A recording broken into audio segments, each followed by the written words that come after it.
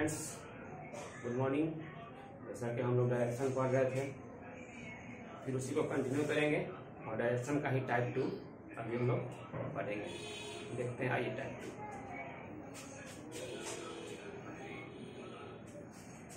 2। Type 2 आपका है angle based. Angle based concept. Angle based में देखते हैं, जैसे कि अगर कोई व्यक्ति नॉर्थ की ओर जा रहा है और नॉर्थ की ओर अगर नॉर्थ से सीधे उसको ईस्ट में जाना है, उसको 90 डिग्री क्लॉकवाइज मूव करना होगा। नॉर्थ से अगर ईस्ट में जाना हो, नॉर्थ से ईस्ट में जाना हो, उसे 90 डिग्री क्लॉकवाइज मूव करना होता है। वैसे उसी तरह अगर नॉर्थ की ओर हमारा फेस है और हम चाहते हैं नॉर्थ ईस्ट में जाए, नॉर्थ की ओर फेस है और नॉर्थ से हमें नॉर्थ ईस्ट में जाना है, तो हमें 45 डिग्री क्लॉकवाइज मूव करना होगा। अगर नॉर्थ की ओर फेस है, नॉर्थ की ओर फेस है और वहां से आप अगर हम चाहते हैं कि वेस्ट की ओर जाए, नॉर्थ से वेस्ट की ओर, तो हमें 90 डिग्री एंटी क्लॉकवाइज मूव करना होगा। उसी प्रकार अगर नॉर्थ की ओर फेस है और वहां से हमें साउथ ईस्ट में जाना, यहां से हमें 135 डिग्री क्लॉकवाइज मूव करना होगा। तो किसी भी डायरेक्शन में जो है, हम डायरेक्शन कोई भी हो, वहां से हमें चेंज करने के लिए एंगल बेस्ड जो क्वेश्चन आते हैं एग्जाम में, तो हमें अगर नॉर्थ की ओर फेस है तो अगर ईस्ट में जाना है तो 90 डिग्री क्लॉकवाइज जाना होगा। नॉर्थ में है, नॉर्थ ईस्ट में जाना हो तो 45 डिग्री क्लॉकवाइज जाएंगे। अगर नॉर्थ की ओर फेस है और वहां से साउथ ईस्ट जाना हो तो 135 डिग्री जाएंगे। आइए अब थोड़ा सा आगे देखते हैं।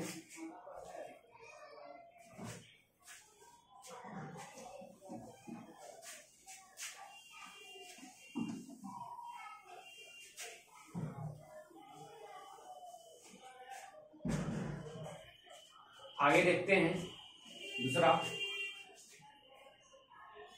अगर हमारा फेस ईस्ट में है और डायरेक्ट अगर ईस्ट वेस्ट में है और वेस्ट से अगर ईस्ट में जाना हो, तो 180 डिग्री क्लॉकवाइज या एंटी क्लॉकवाइज दोनों मूवमेंट हो सकता है। क्लॉकवाइज जाए या एंटी क्लॉकवाइज जाए, दोनों सेम।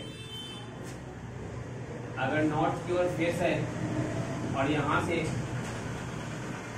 अगर हम चाहते हैं कि साउथ वेस्ट में आए, तो नॉर्थ की ओर अगर फेस है और साउथ वेस्ट में आना है, तो वहां से हमें 135 डिग्री एंटी क्लॉकवाइज मूवमेंट करना होगा। तो हम यहां से कंक्लूजन निकाल सकते हैं कि 135 डिग्री एंटी क्लॉकवाइज इक्वल होगा, ये देखिए 135 डिग्री इक्वल होगा 225 डिग्री क्लॉकवाइज का। उसी प्रकार हम कह सकते हैं 45 डिग्री एंटी क्लॉकवाइज 315 क्लॉकवाइज।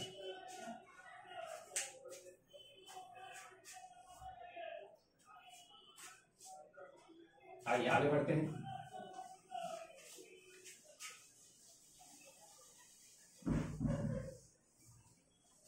अब मान लें कि ये क्वेश्चन दे दिया कि a man walk 10 kilometer to north. A man, इसको बोलते हैं हम लोग इनिशियल पॉइंट। जहां से चलना स्टार्ट करते हैं उसको बोलते हैं initial point. A man walk 10 kilometer to north, 10 kilometer या 10 meter to north, 10 kilometer north. He turned 45 degree clockwise, turn 45 degree clockwise. तो यहां देखेंगे ये आपका 90 होता है, ये turn 45 degree clockwise and walk 8 kilometer. Again turn 135 degree clockwise, 135 degree clockwise. 135 कैसा होगा? तो कुछ ऐसा होगा, 135 डिग्री क्लॉकवाइज. उसके बाद वहां से अगर बोल दे 90 degree anti clockwise, 90 degree anti clockwise कुछ ऐसा होगा, 90 डिग्री एंटी क्लॉकवाइज. इस तरह से हम क्वेश्चन का बनाते हैं.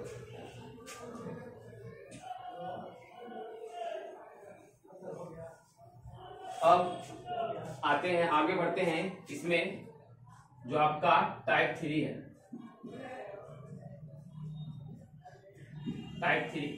हाँ, थोड़ा सा एक और बात जान लीजिए. टाइप 2 में ही मान लीजिए कि ये आपका इनिशियल पॉइंट जहां से चलना स्टार्ट करते हैं. अगर वेस्ट की ओर कोई जा रहा है, वेस्ट की ओर मान ले गया 10 मीटर, यहां से अगर बोल दे कि 45 degree anti clockwise, 45 degree anti clockwise. तो देखिए ये जो ऐसे मूव करता है तो ये होता है 90 डिग्री. इसको अगर आगे बढ़ा दें हम इस तरह से 45 डिग्री बोलेगा तो ये आपका जो है, ये जो होगा एंटी क्लॉकवाइज वो होगा 45 डिग्री. अगर हम नॉर्थ की ओर जा रहे हैं और यहां से बोल दे 45 डिग्री एंटी क्लॉकवाइज, तो फिर से वही बात, ये तो आगे इसको हम डॉट लाइन से दिखा रहे हैं. अगर पूरा ये मूवमेंट कर जाता है इस तरह से, ये तो आपका होता है 90 डिग्री एंटी क्लॉकवाइज. बट हमें 45 डिग्री बोला है, तो 45 डिग्री कितना होगा? तो हमारा ये होगा 45 डिग्री, इसको बोलेंगे एंटी क्लॉकवाइज. चलिए, ये था आपका टाइप 2 का कॉन्सेप्ट. अब इसी में हम थोड़ा जल्दी से टाइप 3 देख लेते हैं. इसके बाद हम लोग क्वेश्चन कर देंगे. टाइप 3 का कॉन्सेप्ट जानने के बाद वो होता है क्वेश्चन बेस्ड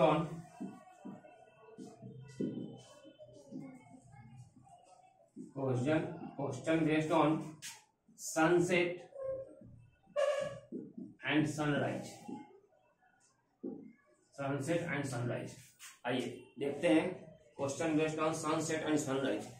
इसमें आपको मेनली क्वेश्चन किस तरीके से आते हैं, इसमें वही क्वेश्चन पूछता है कि कोई दो बंदे हो या कोई दो लोग हैं या कोई एक आदमी है और सामने एक पॉल है, दोनों एक दूसरे के आमने सामने खड़े होके, वो चाहे फील्ड में हो, ग्राउंड में हो, कहीं भी हो, आमने सामने खड़े होके बातें कर रहे हैं. और एक का जो है इमेज, इसको शैडो बोलते हैं, हिंदी में इसको छाया बोलते हैं, शैडो, उसके जो दूसरा बंदा है जिससे बात कर रहे हैं, जो दूसरा व्यक्ति जिससे बात कर रहा है, उसके राइट साइड बन रहा है और लेफ्ट साइड बन रहा है. इस तरह के जो क्वेश्चन आते हैं हमारे एग्जामिनेशन में, उसको हम लोग कैसे करेंगे. तो आइए देखते हैं. तो हम सभी जानते हैं कि सनराइज ईस्ट में होता है. सनराइज कहाँ होता है? ईस्ट में. सनराइज ईस्ट में होता है और सनसेट कहाँ होता है? वेस्ट में. ये हम सभी जानते हैं.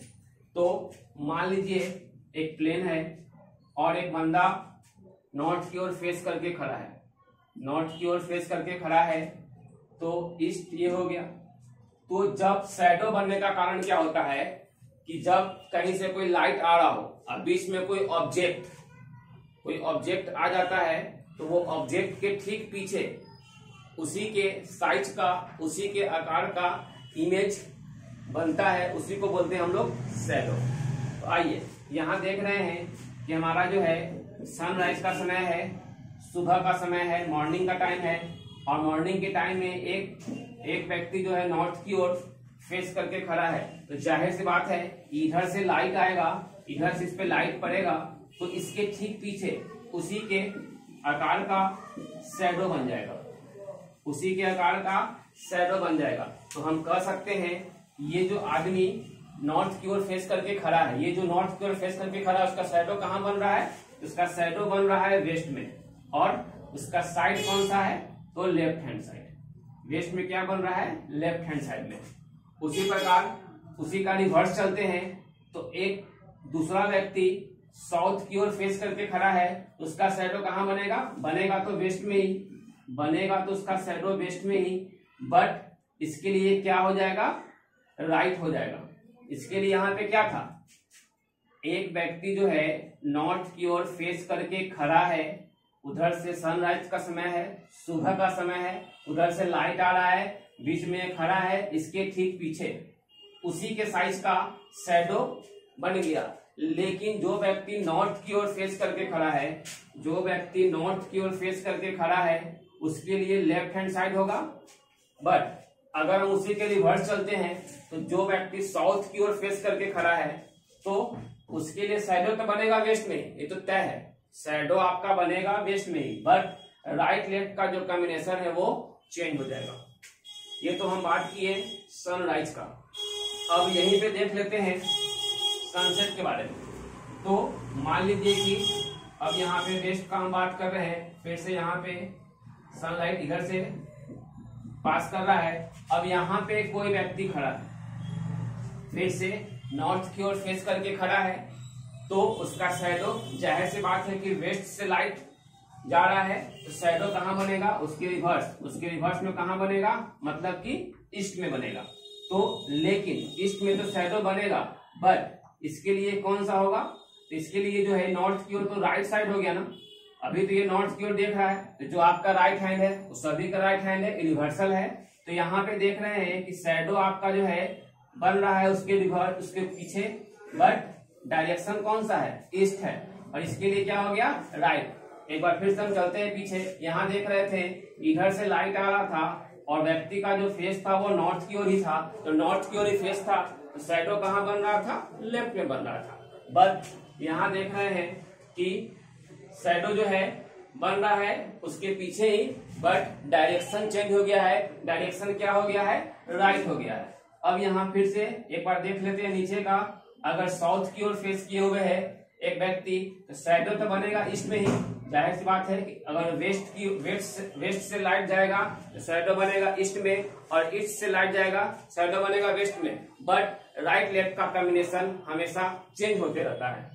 यहाँ देख रहे थे कि नॉर्थ की ओर जो फेस था उसका शैडो ईस्ट में बन रहा था, बट डायरेक्शन कौन सा था? राइट था, और यहाँ पे ये कौन सा हो जाएगा? लेफ्ट हो जाएगा। तो आशा करते हैं कि आपको ये समझ में आया होगा। अगर वीडियो अच्छा लगे उसे लाइक करिएगा, शेयर कीजिएगा, सब्सक्राइब कीजिएगा अपने फ्रेंड के बीच। Thank you.